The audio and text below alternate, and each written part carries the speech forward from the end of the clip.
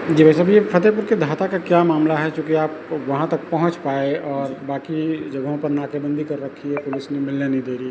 क्या है पूरा मामला ये? देखिए 26 तारीख की शाम को अजरौली पल्लावा गांव है, थाना धाता का।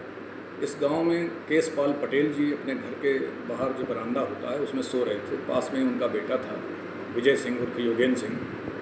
तो गांव के उनके घर के ठीक सामने रहने वाला श्याम पांडे, जो करीब 35-38 साल का नौजवान है, वो आया और कुल्हाड़ी, जिसको गांव के लोग फरसा भी कहते हैं, कुल्हाड़ी या फरसा जो भी कह लीजिए आप, उससे लेकर उसने उनकी गर्दन पर वार किया, फिर उनके सर पर वार किया और करीब 4-5 बार वार किया और वो वहीं मौके पर ख़त्म हो गए। इसके बाद ये श्याम पांडे वहाँ से निकलता है और उसके बाद करीब 20 मीटर जाके आगे वीरभान जी का घर है।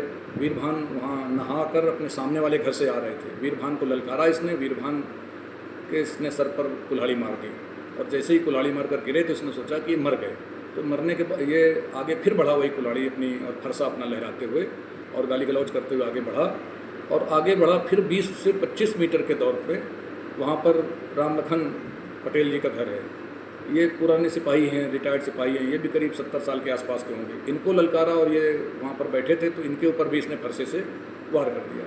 इन तीनों आदमियों को मरा जानकर बड़े धैर्य के साथ, बड़े मस्ती के साथ वो आदमी आगे बढ़ा और करीब 80-90 मीटर दूरी पर एक मंदिर है जो गांव का बड़ा मंदिर है। उस मंदिर में ये श्याम पांडे जाकर बैठा। वहाँ कम से कम 40-50 नौजवान और गांव के लोग थे, चूँकि वहाँ पूजा चल रही थी, तीज का दिन था। वहाँ पर ये बैठा जाके मंदिर पे एक चबूतरा बना हुआ है, वहाँ ये लाठी लेकर और फरसा लेकर बैठा और वहाँ पर इसने जाके, जो देव स्थान है वहाँ पर इसने मत्था टेका जाके। और मुझको कम से कम 50 गांव के लोगों ने आज बताया कि इसने कहा जाके कि 3 कुर्मियों को मार के आए हैं, 3 पटेलों को मार कर आया हूँ, मुझको बचाना और देवी माँ मेरी रक्षा करे। ये आदमी वहाँ आधे से पौन घंटे तक तब तक बैठा रहा जब तक स्थानीय पुलिस नहीं आ गई। एक तो जो तीनों पटेलों के घर में हत्या या जो हमला हुआ उसमें केसपाल जी तो मौके पर ही मारे गए। उनके परिवार में और उनके अगल बगल उनके पूरे मोहल्ले में आपाधापी की स्थिति थी। जब पुलिस आई और एम्बुलेंस आई तो इन तीनों को हॉस्पिटल लेकर गए। अब मुझे जो केसपाल जी हैं, केसपाल जी के लड़के ने बताया मुझे, विजय ने, कि जब ये स्थानीय अस्पताल पहुंचे तो वहाँ इन्होंने धारदार हथियार से हमला किए जाने की बात नहीं लिखी। वहाँ पर इन्होंने कहा कि बंदूक की गोली से या किसी गोली से मरे हैं, इनका हमला हुआ। तो वहाँ पर कम से कम इनको 7-8 घंटे तक इलाज नहीं मिल पाया। जब उत्तर प्रदेश सरकार के एक मंत्री वहाँ पहुँचे और कुछ डांट फटकार उन्होंने लगाई तब इनका इलाज शुरू हो पाया। और पुलिस ने जो FIR लिखी उसमें ये नहीं लिखा कि क्यों इसने हत्या की, क्यों इसने 3-3 लोगों पर जानलेवा हमला किया। तीनों पटेल थे, इन्हीं के घर में इसका आना जाना भी था। और मुझको गांव के 50 लोगों से मेरी करीब 4-5 घंटा आज बात हुई। उनमें से ज़्यादातर लोगों ने कहा कि ये जो श्याम पांडे है ये जाति रूप से बड़ा विद्वेषी आदमी है और ये बड़ा उन्मुक्त आदमी है। अपने आप को फरसा लेकर कहता है कि मुझे सपने में परशुराम आते हैं, मैं सबको काट दूंगा और पटेलों को तो औकात बता दूंगा। ये मेरे शब्द नहीं हैं, ये गांव के उनके पुत्र के शब्द हैं, उनके भाई अशोक सिंह हैं उनके शब्द हैं। गांव के जो पूर्व प्रधान हैं जगदीश, उन्होंने मुझे बताया।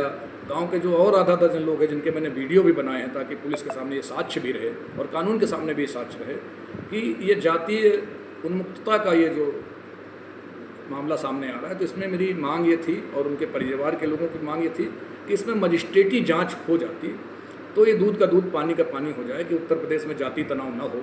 अगर उसने जातीयता के उन्माद में ये हत्याएं की हैं और लोगों पर हमला किया है तो वो बात भी सामने आए तो परिवार के लोगों को सुरक्षा मिले। जो पुलिस ने पूरी घटनाक्रम को, जैसा आपका कहना है कि पुलिस ने पूरे घटनाक्रम को गोलमोल करने की कोशिश की। अब पुलिस क्योंकि ने आपको भी वहाँ तक पहुँचने के लिए जी पुलिस किन हालात का सामना करना पड़ा? पुलिस वहाँ ऐसे बर्ताव कर रही है जैसे ये अंग्रेज़ों की पुलिस हो। मैं वहाँ आज गया तो मैं तड़के 6 बजे निकल कर गया, मैं बुर्का पहन कर गया। मैं 2-3 स्त्रियाँ वहाँ मस्जिद की तरफ जा रही थी तो उनके साथ होकर मैं पहुँचा, किसी तरह अंदर पहुँचा। तब मैं 4-5 घंटे वहाँ के लोगों से बात कर पाया। इसके पहले कौशाम्बी की जो विधायक हैं डॉक्टर पल्लवी पटेल, वो भी जाना चाहती थी, उनको भी अपना काफिला छोड़कर मोटरसाइकिल से वहाँ जाना पड़ा। पल्लवी पहुँच गई, मैं आज किसी तरह पहुँच पाया। और आज ही पूर्व सांसद बाल कुमार पटेल वहाँ जाना चाहते थे, पुलिस ने उनका काफिले को रोक लिया। बड़ी झड़प के बाद वो शाम 5 बजे वहाँ पहुँच पाए। स्थानीय जो सांसद हैं फतेहपुर के, नरेश उत्तम पटेल जी, उनको पुलिस ने डिटेन कर लिया उनको 3 दिन के अंदर घटनास्थल पर नहीं जाने दिया, 2 जगह उनको रोका।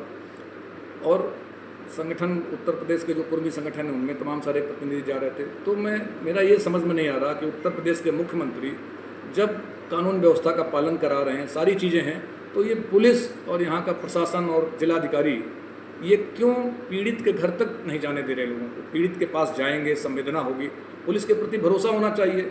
लेकिन पुलिस में जो सीओ है, वहाँ सीओ इसी हमलावर की बिरादरी का आदमी है, इसलिए गांव में बड़ा आक्रोश है। सीओ को हटावें और निष्पक्ष जांच किसी एसीपी को, किसी सीनियर अफसर को दे दें और मजिस्ट्रेटी जांच के आदेश कर दें। हमने अपना मोर्चा की तरफ से मांग किया कि पीड़ित परिवार, जो मृतक परिवार है, उसको 1 करोड़ रुपये का मुआवजा मिले। और सबसे बड़ी बात तो यह है कि गाँव में आना जाना शुरू हो। पुलिस ने ऐसी नाकेबंदी कर रखी जैसे डकैतों का गाँव हो। ये मुख्यमंत्री की छवि के लिए भी ठीक नहीं है। जातीय उन्माद फैलेगा, फिर उसके बाद बड़े हादसे होंगे, फिर समाज का सद्भाव बिगड़ेगा। जब पुलिस की इस हरकत से जातीय संघर्ष की संभावना नहीं बढ़ रही? जातीय संघर्ष की संभावना ही नहीं, जातीय संघर्ष के हालात पुलिस बना दे रही है। अभी अगर ब्रजेंद्र प्रताप सिंह वहाँ गए थे, सामान्यता पहुँच जाते, तो हो सकता है कि जो सैकड़ों हजारों लोग हमारे साथ सोशल सर्किल में जुड़े हुए हैं उनको लगता, वो सब आक्रोशित हो रहे हैं कि ब्रजेंद्र सिंह को घुसने नहीं दिया, पल्लवी पटेल को आपने घुसने नहीं दिया, आपने बाल कुमार पटेल को गिरफ्तार करने की कोशिश की, आपने नरेश उत्तम पटेल को आपने गिरफ्तार करके रखा हुआ, घर में नहीं घुसने दे रहे हैं। आप सारे समाज के कुर्मी बिरादरी के नेताओं को घुसने नहीं दे रहे हैं। वहाँ की जो विधायक है धाता की, भारतीय जनता पार्टी की विधायक हैं खागा की, उनको जाना चाहिए था कृष्णा पासवान को, वो नहीं गई। वहाँ का ब्लॉक प्रमुख नहीं गई, वहाँ सत्ताधारी किसी पार्टी का नेता गया नहीं। अगर समाज के लोग वहाँ जा रहे हैं तो आप क्यों रोक रहे हैं? इससे सामाजिक विद्वेष बढ़ रहा है। दूध का दूध, पानी का पानी मजिस्ट्रेटी जांच से हो सकता है, ये नहीं कर रहे लोग। ठीक।